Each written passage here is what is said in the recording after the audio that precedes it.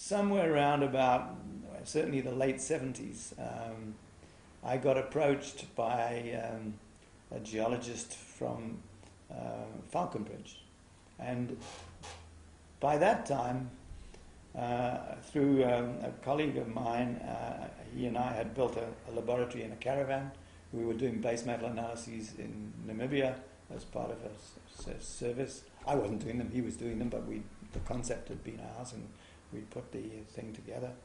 And one of the geologists up there came to me and said Falconbridge was thinking of looking in Botswana for kimberlites, and he had heard that I had a technique that could tell whether things were diamondiferous or not, and they needed it because they'd got some geophysical results and a lot of potential targets. They wanted to be able to prioritize them.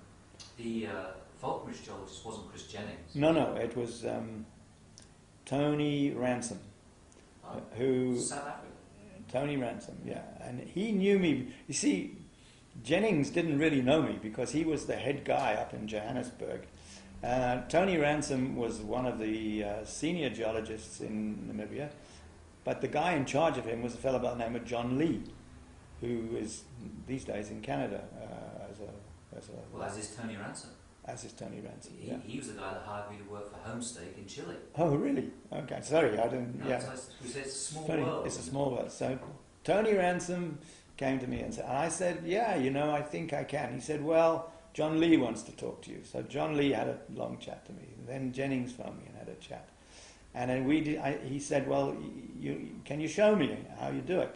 I said, well, I can't really, because all the work I've done has been done for other people, and I can't do that, So give me some money and some time, and I'll put together a special report for you, and I'll show you what I can do. So he did that.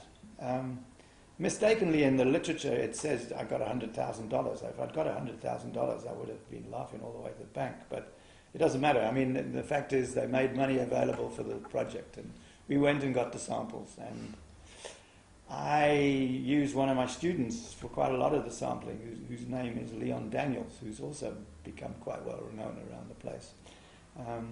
And I collected other stuff. And so again, we looked at places like Roberts Victor and what have you. Any place where you could go along and say, can I look around, can I take some concentrates from here, and they... Not a De Beers project. But not a De Beers project.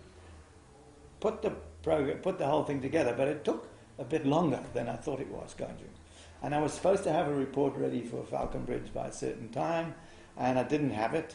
And eventually, the day of the board meeting, the day before the board meeting, I still hadn't submitted it, but I was in the last throes of getting it right. And I finished it at 4 o'clock in the morning. I got on a plane at about 6. I was in Joburg presenting it at 10. And although I was really tired, I was very confident because I knew I had a win.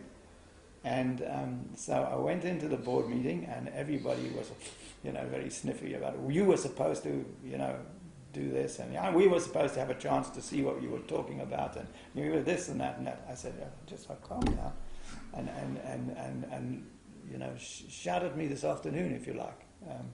So they did that, and I presented this stuff, and there was just, they got me pissed in the afternoon and said, this is wonderful, because we clearly could do it,